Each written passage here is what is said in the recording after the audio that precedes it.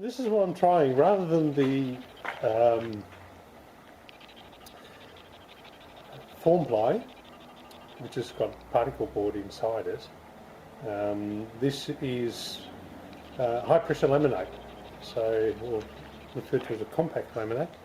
So it's like Laminex for people in Australia know the brand Laminex, which is HPL. So that is a decorative print that's impregnated with melamine, and then that's normally only less than a mil thick, 0.7. Getting photobombed here. And this is basically 16 mil thick Laminex. So, but the rest of the layers are craft paper with a K, which is impregnated with phenolic resin, the same as Bakelite. So the only difference between this and Bakelite is that the decorative print on the top, and rather than using cloth, it uses the craft paper, so it's self-supporting and structural and very high impact resistance. So it's, you know, I'm hoping that it's very functional and very resistant. I'll tell you what, my bench tops take abusing, and so this will too. We'll still have the stainless steel strips and everything on it, but I had this custom made and sent down, so from what, about 800 kilometres away. No, nearly 1,000 kilometres away. It's a bit heavier than I thought. I thought it might end up the same as the form ply, but those resins, gee, they add up, even though the rest, it's basically layers of craft paper and then a decorative paper all soaked in phenolic resin, and the top and bottom layers are soaked in melamine resin. So I wanted something that would hide all stains and, well, not that there's stains, but very easily. It's no different than your kitchen bench top, but it'll hide any marks, and I'll have the stainless steel strips on it. Sorry about the light. Hopefully all this works out. Well, I'm kicking myself.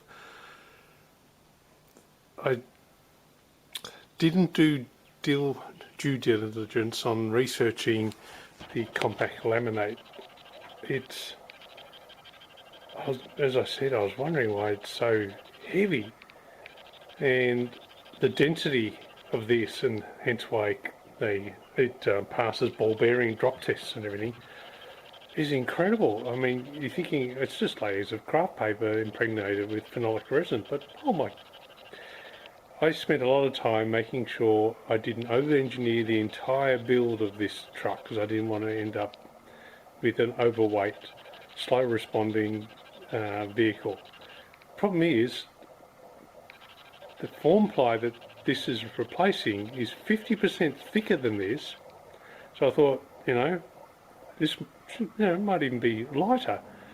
Turns out that this is twice as heavy. It weighs a staggering 44 kilos, which is nearly 100 pounds. I think it works out at 97 pounds or something off the top of my head. So it cost me $1,000. Oh God. But I was thinking, I'm saving all this time, you know, not having to prep it, not having to have it sprayed and lacquered or whatever treatment and that you would if you had like a timber floor, or you had to paint it, or you got to seal it, so on and so forth. I wanted something more hardy than the form ply, but not that sort of weight. It's just, I can't, that's a full steel jerry can of fuel that you're just carrying around for nothing. It's like a big lead acid battery, one of the big 4-wheel drive ones. I don't even carry my extra battery in any of my 4-wheel drives, and I only put it in when I'm actually going away, so I'm not carrying that extra 22 kilos, which is what they weigh, because it's wear and tear on your suspension, handling, everything it affects. People load up their cars, carry it around unnecessarily, and I'm not one of those people. I don't want to sacrifice performance, so I'm not going to use it. and it hurts to waste $1,000 and not have anyone else to blame but myself. It really, really sucks. But it is what it is. Oh well, I'll find a use for it someday. Well, it's not going to be a floor anymore, is it? Can one guess what it could possibly be? All shall be revealed later. Wow, this is... It says you need to cut it with a blade. I'm using a jigsaw because of the, obviously because of the corners. And they say use a metal tooth for steel. That's what you need to cut it with, and that's taken me, I think, 3 batteries of charge on my jigsaw, and 4 blades. So it wears them out real quick. This is tough stuff. My goodness, and I've still got a lot more to go yet.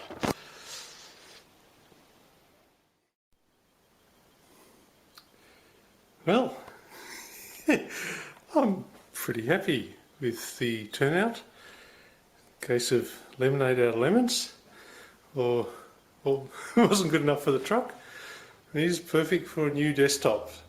So I've just laid it on top of an existing desk. It had a weird shape. It came around here and then curved back to the wall here. It floated in this way and back out again around the keyboard, and then there was a lower section for the keyboard to sit in that swung out, which I've never used, and it always bugged me because being so tall there wasn't enough knee room. I'd have to have my chair right down. So I've got more desk space and I've got more knee room. I can finally sit up properly in the chair, and it actually fits in with, sorry for the speed, as you can see I've got already another cabinet that was actually US made. It's got the similar colour on top on the pattern, and it's also in the kitchen, etc. So no guessing which is my desk.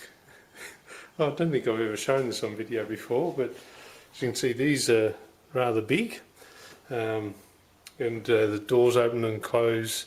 The bonnets go up, if I can remember all this. There we go. You can see a good little engine and everything there. You turn the steering wheel and the wheels steer, and the doors open, back opens, etc. They're very high detailed, and I bought some with money from my mother-in-law. She gives me for my birthday, so I spent it on models. And as you can see, all of these are the same truck model or the panel van version of my truck. So you can see there's quite a collection there, and even one that needs some assembly, which I have never even assembled, still in the original box. So you can see no two guessing, even a smaller version there. And then you've got some steel ones over here. And I've got my old Willys forum calendar, which I was January, well the truck was, not me, I'm hardly a model. So I had a custom made,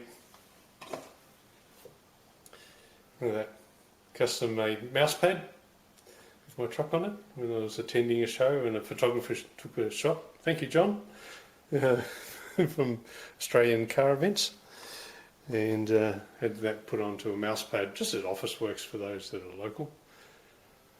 So yeah, makes me feel so much better that I found a use now that I couldn't use it on the bed of the truck. And I was up for a new desk anyway, because I'd literally worn right through the veneer of the existing top. So this is cheaper than replacing my desk. So, yoo-hoo! Check that out. Something I've not realised. I've got a very, very talented wife.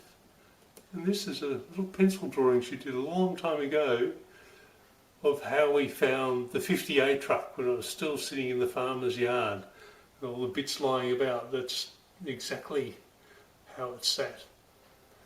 I love her drawings. She's so good and talented, unbelievably. And my latest little, tiny little video that I'll never get shown because it's like 2 seconds worth because the battery ran dead just after I pressed record. So I've got that running in the background at the moment. Alright, thank you guys for following along in the little mayhem. You see, you can always make something else out of it. I felt so much better after I found a purpose for the thing. So yeah, I think it looks good. I'm happy, and that's what matters. Hey.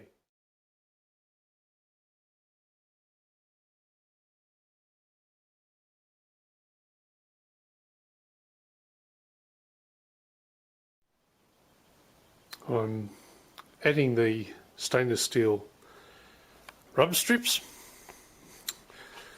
whatever you call them, to the floor. So I first mark out the centre and then each side of the edge. So if I just do one edge, I think I'll left or right, and I don't want to risk a mistake.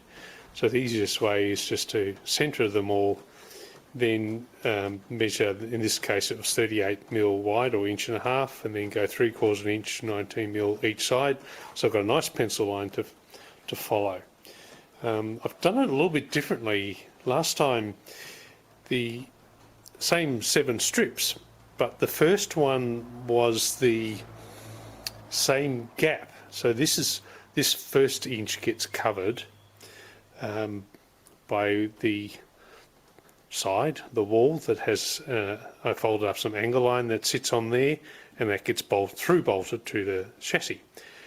Now, I had the full width here, the same spacing between each one, but this time I've spread them out a little bit more, and I've got half the distance of this, once this is covered of course, because I needed something closer to the edge. Otherwise you had quite a gap, and if you had something smaller it would tilt towards the edge here. So I think protect the paint here, and it'll be a little bit less cluttered as well. So I thought the safest way of transferring the holes to this floor, rather than just doing it by measurement, is that I've numbered each one of these and the position they are going to be on here. The ruler is set the exact distance I want from the wall, because that's where the back wall comes down and comes forward, so that sits there. And my parents-in-law got me a transfer set. So this is, I've got both a metric and an imperial, and they come in all those different sizes, and it's absolutely perfect. So you've got that centre punch, but every outside diameter is different. So as you can see here, one way to get that exactly centred is just simply putting that over the hole, make sure it's not left to right, back forward like that, and then whack. There's none of this, let's look through the hole and try and get the centre point in the middle, because you always seem to be slightly off, and this, straight through is going to be accurate. So I'm going through and doing all those, and then they'll get a polish up before I bolt them back down again. These are held down with barrel bolts, or if you're a skater, 6 bolts. So that's what these are. So these go through, if you might remember, these went through from that side, go pass all the way through, and then this small one goes up from the bottom. I've got half a millimetre spare because of the difference in thickness in this timber, where this is still recessed. So I'm hoping that 0.5 mil is enough to put tension on this. I mean, it's only to keep it in place and not rattle loose. So I'll have to see, otherwise I really don't want to go taking off another mil off all of these or something. They come in different lengths, but I'm trying to save money and use what I have, so there's nothing wrong with those. So Anyway, wish me luck. You can see I've got good company. I've got the shop cat today. Yes, you're on film. Don't disturb me. I'm trying to sleep. Don't know how she's coping. Even I've got my earplugs in when I just give this a quick wrap with everyone. Anyway, so we're coming along, and the good news is also that next week the cab comes back. So this was the last project I had planned before it comes back, so that works out well. Progress. It's coming up really well. I'm really pleased with it, to be honest. It's all these hexagons with which is the grip. That stuff is so hard, and I'm very impressed with it. Much more than the Formica layer underneath it that it's stuck to. Same as the. So it's got the same thin layer on top and bottom as the last one. But the rest is all marine ply and hardwood. So overall, it's less than half the weight, because this is, I think, is another 4 kilos lighter again, being thinner. So yeah, I'm really pleased how it's come out. I've spent hours buffing all these before I put them on. It's last chance to be able to do that easily, and I'm just starting to prep all the. No, I'm not gluing that floor directly onto here. What I'm doing is the material that I want, the rubber, neoprene rubber that I want to put in on this doesn't come with an adhesive backing in the thickness I want. So to make up the difference between this 12mm and the 16mm of the form ply I was using, gives me a great opportunity to layer all this with some 3mm thick neoprene, which gives a bit of cushioning. It will stop any squeaking. So that'll all be double-sided tape down onto here, and then the floor will be bolted through the rubber onto there. So this, when I take the floor off and on, this will remain on here, if that makes sense, because this is, I'm about to peel the backing all off and put the other rubber down. So yeah, good on progress, and I'm really pleased the way it's come out. So it was worth the pain and suffering of making the wrong decision and then coming up with the right one and being more than pleased. I thought I was taking a step back, but I think the look of this is it's a pickup truck and utilitarian, and I think it fits the theme perfectly. So very pleased. All the holes were painted inside, so all, was it 74 of them? Another thing I haven't touched on is that all the bolt heads from the socket head, or furniture bolts they also refer to, I've recessed them, used a spade bit and recessed it in, but that also meant that that top socket nut had to trim every single one of them. So that was a bit of a task. So cut it with a market, cut it, sand it, deburr it, and so I could then install it. And that's because when I shifted the first row, well, I ended up shifting all the rows bar the middle one. When I respaced them, these nuts ended up right on top of the chassis. So I wanted all that taken care of. So this is all the rubber now, all on place, ready to put there. And I've also put a few just in the middle there, where I could. They're the two biggest spaces, so I thought if there's any weight on there over a long time, not that I intend to have anything there in particular, but you never know. But yeah, you can see it worked quite well to have this rubber. So these are all punched out, so I can send the drill straight through. Not the drill, the bolts that hold it down, and so they're all being hole punched.